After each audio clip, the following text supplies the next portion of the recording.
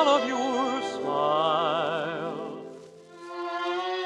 Ladies and gentlemen, the Colgate-Palmolive Peet Company, makers of Colgate Dental Cream, take this opportunity to wish you a Merry Christmas. And now, Colgate Dental Cream presents The Dennis Day Show, written by Frank Galen, with Sharon Douglas, Dink Trout, Paula Winslow, Charles Dant and the orchestra, yours truly, Vern Smith, and starring our popular young singer in A Day in the Life of Dennis Day.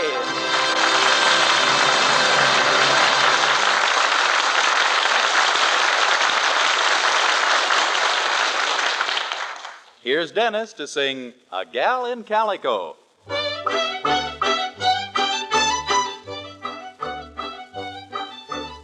Met a gal in Calico way down in Santa Fe. I used to be her Sunday beau till I rode away.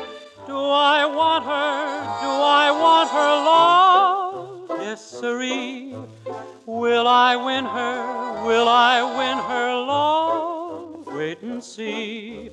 Working with the rodeo, go from town to town, see most every kind of gal, every kind of gown.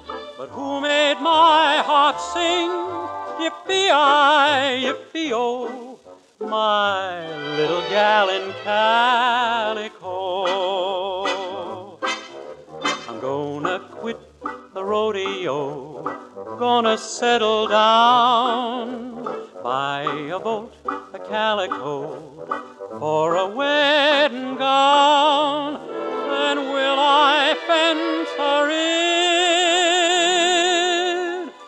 Yippee-I, yippee-oh, my little gal in calico.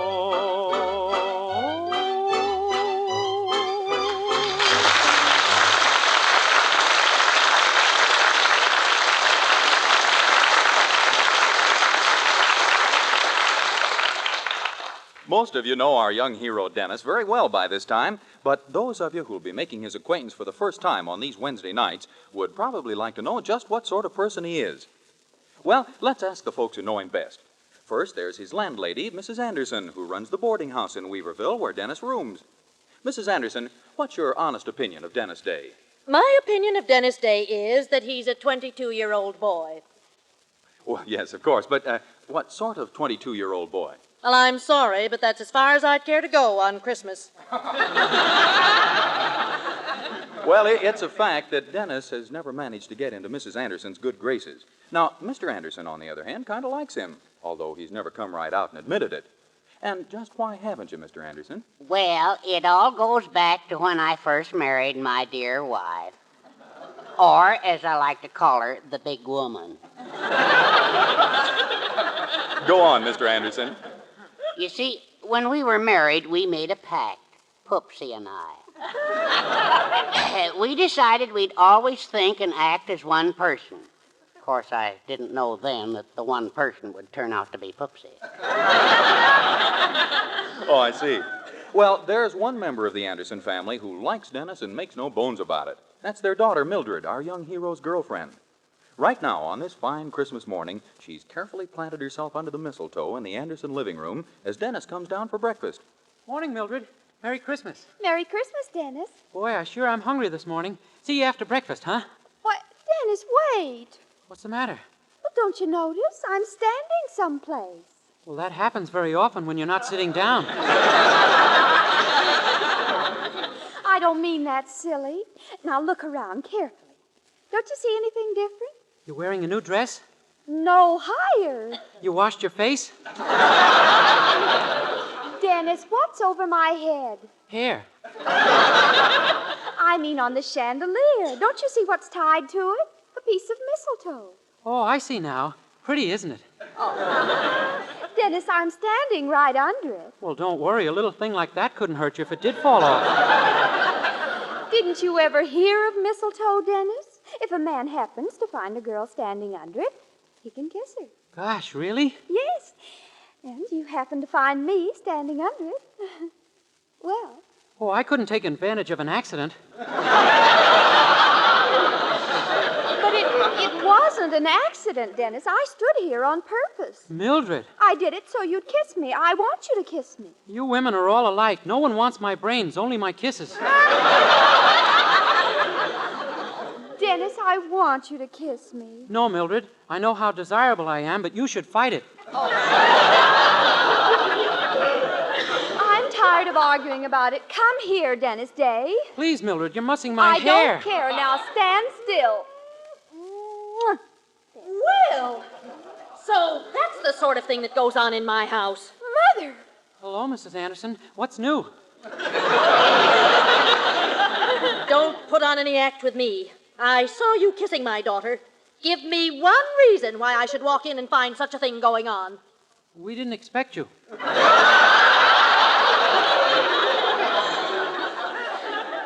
it was all my fault, Mother. Really, it was. You see, it's Christmas, and there was mistletoe, and I was standing under it, and, well, anyway, it was only a little peck on the cheek. That's true, Mrs. Anderson, and I promise it won't happen again until we've been married for years. Married? Married, indeed. Young man, you've been nothing but trouble to me since you began boarding here. I suggest that you look for another place to live as soon as you can. But, Mrs. Anderson... That's my last word on the subject. Gee, now I'm in a fine mess. Golly, I'm sorry, Dennis. You wouldn't have gotten in trouble if only I hadn't insisted on kissing you. Oh, that's all right. As a matter of fact, I kind of like being kissed. Oh, did you, Dennis? Yeah, I see now why so many people speak so well of it. Oh, gee, I hope Mother doesn't really make you move. No, it wouldn't be much of a Christmas if she did. Oh, dear, I nearly forgot with so many things going on. What? There's a little present for you inside, underneath the tree. From me. Gosh, thanks, Mildred.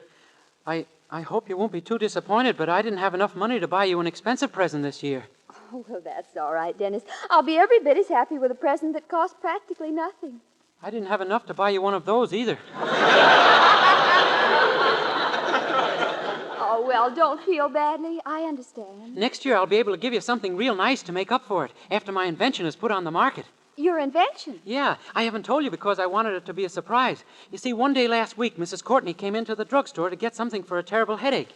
So I made up a wet pack out of some stuff I found, and she put it on her head. And it cured her headache? No, it made her headache worse, but it curled her hair. Oh, my goodness. I haven't told a soul yet, but I think I've invented a permanent wave solution. It should be worth millions. Oh, I should say so. Have you tried it on anyone besides Mrs. Courtney? No, but Mr. Willoughby's police dog sat in some the other day. Oh, and what happened? Well, the part that barks is still police dog, but the part that wags is pure French poodle. Oh, Dennis, that's marvelous. I'm improving it all the time. Why, just yesterday I put some powder from France I found in the place. Oh, golly, I've just had the most wonderful idea. What? My mother's got to know about this. Why, when she sees what you've got hold of, she'll never let you move out. Oh, she won't believe it's any good if I invented it. Oh, but that's just it. She's got to try some herself. But how are we going to get her to do that? Oh, look, she's in the next room. You go in and hint in a subtle way that she doesn't look quite as attractive for Christmas as she might. Her hair looks a little stringy. And then you show her your invention and ask her to try some on her head. Golly, I'll do it. I've got a jar of it right here in my pocket. Good. Oh, but you've got to be very diplomatic about telling her she could look more attractive. Oh, I will. Well, here goes. Mrs. Anderson? Yes? You know, I was just thinking, you're pretty ugly today. What? Oh, I don't mean all over, just above your neck. How dare you talk to me like that? Why, I'll... Mrs. Anderson, wait, you don't understand. What I meant is you're beautiful, only your hair kind of spoils it. My hair? Yeah, it's so straight. Why, if you had curly hair, you could look just like Lana Turner all over instead of just locally. Well, that's very sweet of you, Dennis. Oh, but my hair's always been straight. Even a permanent doesn't curl it. Well, I have some stuff right here that will, Mrs. Anderson. If you'll just put some on your head in 2 or 3 minutes, you'll be amazed. Well, if it's as good as all that, I certainly will try it. That's swell. Come out and show Mildred when you're finished. Oh, I will. Well, Oh, good morning, Mr. Anderson. Good morning, Dennis. My lover girl in there? Yes, but don't go in, Mr. Anderson. You're going to get a surprise in a minute. I am? Yeah. How would you like it if your wife suddenly became Lana Turner? Outside of Lana Turner suddenly becoming my wife, I can't think of anything nicer. Well, you just wait. You really think it'll work, Dennis? Oh, sure. And with that French powder I put in yesterday to make it smell nice, she'll just love it. Oh, what kind of French powder was it? Oh, I don't know. Only the name of the maker was on the box. Some fellow named Plaster of Paris. Plaster of Paris? Oh, Dennis, no. I did something? Did something? Oh, we're finished forever. Mildred, what do you mean? Yes, what are you two talking about? Well, how do I look? Well, my head feels awfully peculiar. Really, Mother? Yes. How do you like it, Herbert? Oh, very nice, Poopsie. That's the first sensible hat I've ever seen you wear. Hat? I'm not wearing a hat. You mean that's you? Well, certainly. This is my new hairdo. Don't you think you overdoed it? What do you mean? Get out of the way so I can see myself in the mirror. Why, I don't... Ah! Dennis Day! I must have made a slight mistake in the formula. My hair! It's ruined! Listen to it. Oh, there's nothing to worry about, Mrs. Anderson. I'll have your head in fine shape as soon as I get hold of a hammer. A hammer? Yeah, that's the only way I can get that shiny white crust off your head. Fine thing. It was supposed to be Lana Turner and me, and now it's the egg and I. Oh, here, use this, Dennis. The fire tongs. Okay. Hold still, Mrs. Anderson.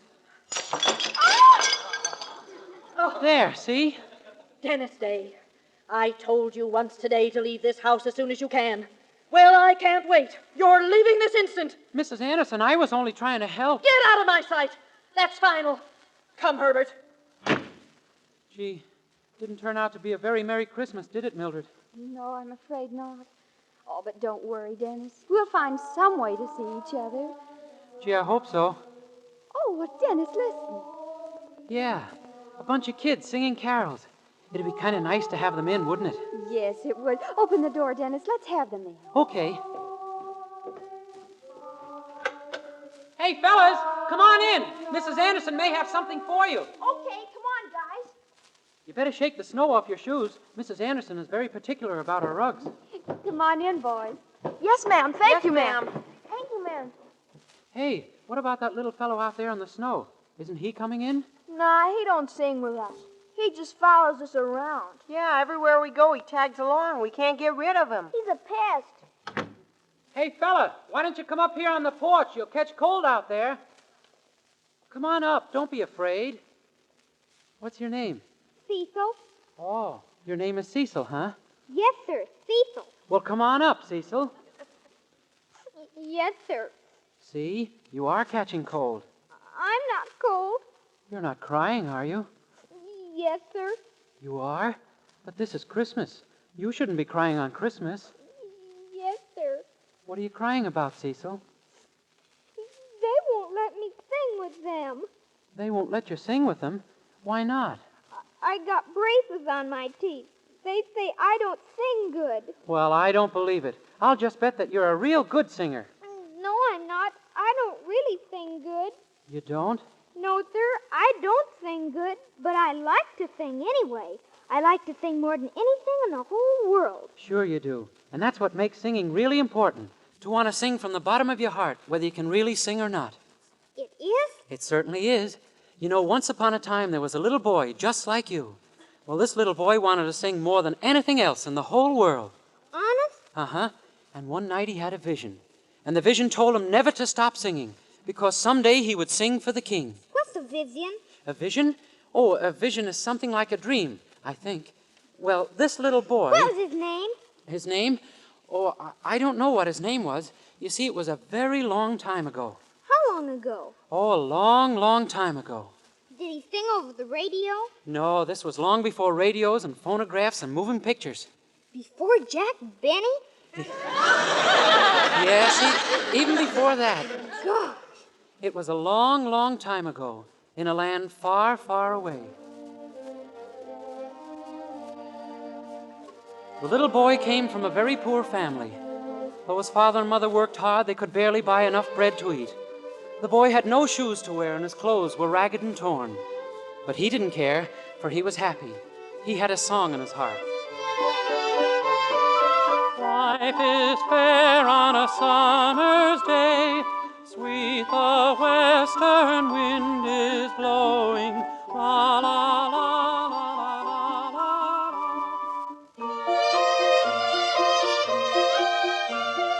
One day his father called the boy to his side and said, "Why is it, my son, that you always sing?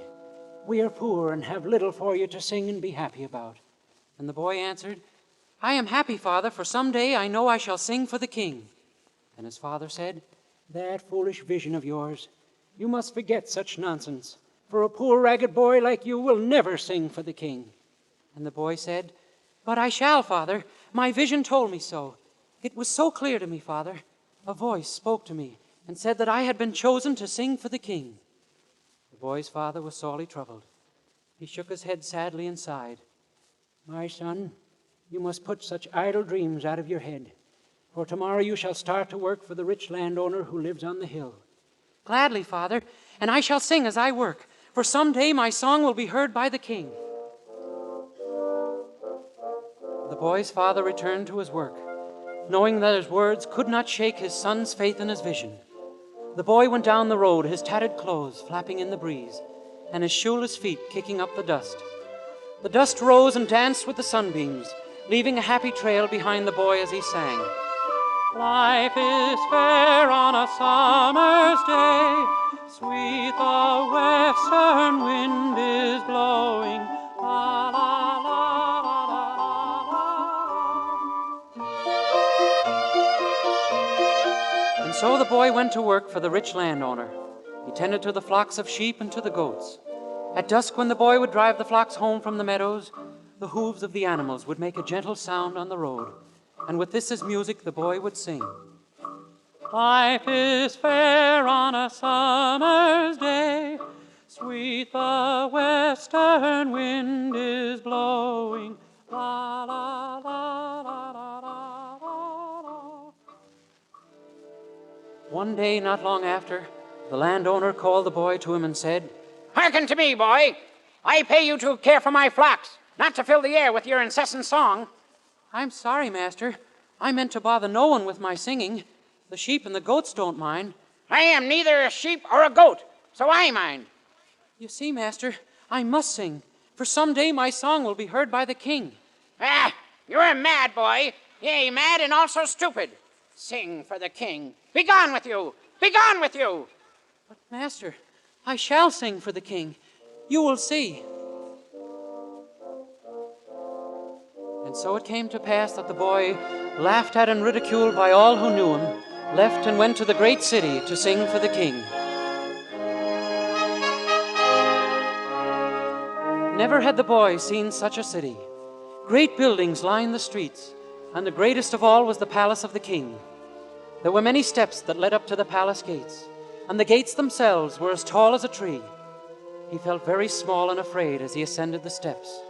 He would have run away, but he kept thinking of his vision.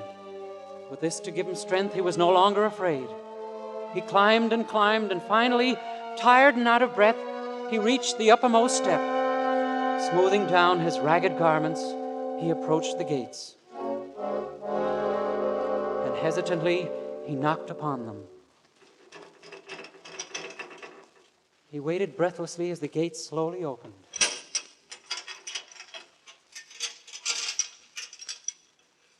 "Who knocks at the palace of the king?" The boy looked up at the tall guard and said, I did. "Ragged beggar, what is it you want?" I am not a beggar. "Speak up! What is it you want?" I have come because of a vision. I have come to sing for the king." "You? Sing for the king?" "You, a ragged beggar boy, have come to sing for the king." The guard laughed and laughed. Other guards came, and they too joined in the laughter. They laughed even more when the boy told them of his vision. Then, tiring of their laughter, they picked the boy up and cast him down the many steps to the street below, and slammed the gates shut. The boy picked himself up out of the dirt at the bottom of the steps, and sadly, with his head bent, he walked away from the palace. That night, weary from his journey, and unable to travel further, the boy stopped to rest by the side of a hill. Sheep were grazing nearby, and as he fell asleep, the boy knew that he would never sing again. He was awakened that night by a strange light, a light that transformed everything about him, a light from a great star that shone above. There wasn't a sound. All was hushed. A hush, a quiet, a silence beyond words to describe. Even the sheep on the hillside and the doves in the trees seemed to sense the silence and paid unmoving homage. Then the light seemed to become even brighter, bathing all in a glow that made them one. The boy, the hill, the earth, the grass, the animals, all became one, and one alone. The boy raised himself from the ground, not daring to breathe. Then he felt a song swelling in his throat. He could contain himself no longer. Something was compelling him to sing. He stood up straight and small on the hill. What if they had laughed at him? What if his song was unwanted? He felt he must sing now, here and now in this divine night. So he stood, his tattered clothes shimmering in the light of the star above were like the raiment of angels, and he sang. Ave Maria,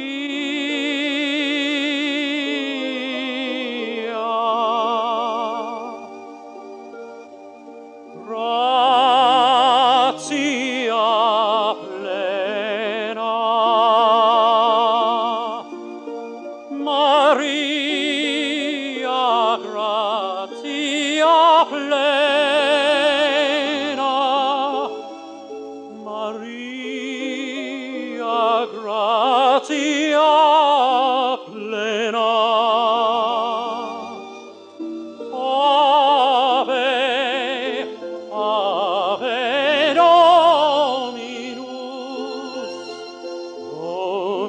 Dominus tecum.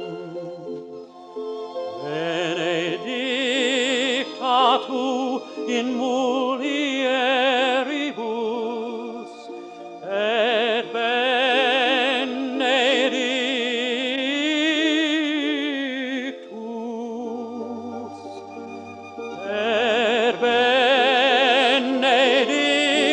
fructus ventris, ventris tui,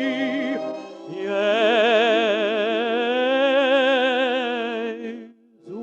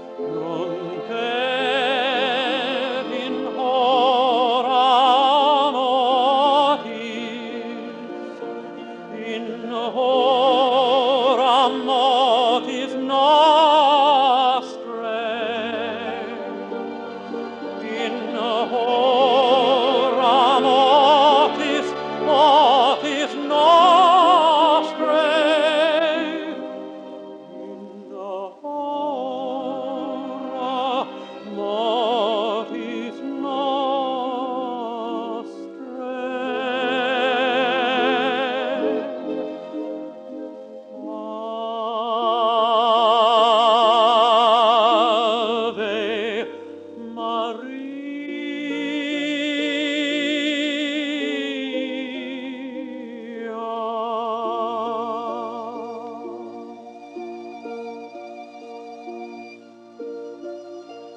when he finished his song, the boy saw a man coming up the hill toward him.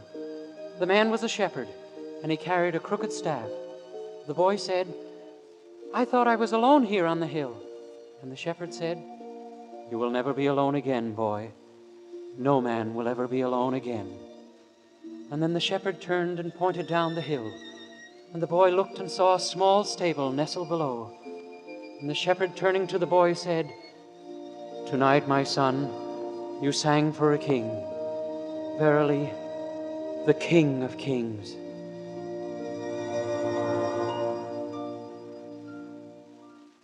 And so you see, Cecil, if your heart is full of song, you must sing. Oh, I didn't know you folks were listening. It was a lovely story, Dennis. It was beautiful, Dennis. Yes, it was. Yes, it was a very nice story. And I'm sorry I got so angry with you. I hope you forgive me, Dennis. Oh, sure. That's all right, Mrs. Anderson. Cecil, would you like to sing with us? Can I? Oh, gosh, I'd love to sing with you. I'd love to sing with you. Will you let me, honest? Will you let me sing with you? Sure. How about we all sing together? Hark the herald angels sing, glory to the newborn King. Peace on earth and mercy mild, God and sinners reconciled. Joyful, all ye nations rise, join the triumph of the skies. With the angelic host proclaim, Christ is born in Bethlehem. Hark the herald angels sing, glory to the newborn King.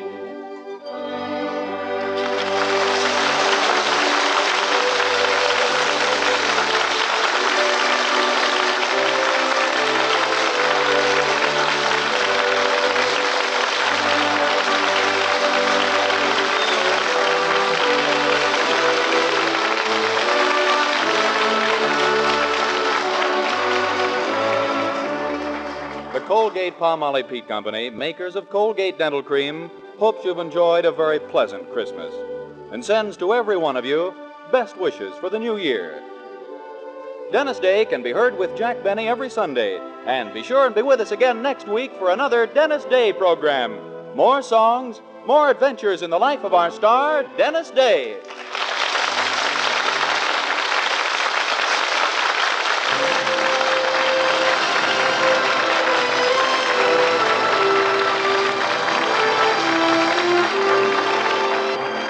Tonight's original Christmas story, The Boy Who Sang for the King, was written by Frank Tashlin. Bobby Driscoll, who played the part of Cecil, appeared through the courtesy of Walt Disney and can be seen in the Technicolor picture Song of the South. All the other parts in the Christmas story were played by Dennis, of course. The special musical background was by Charles Dan. This is Vern Smith speaking.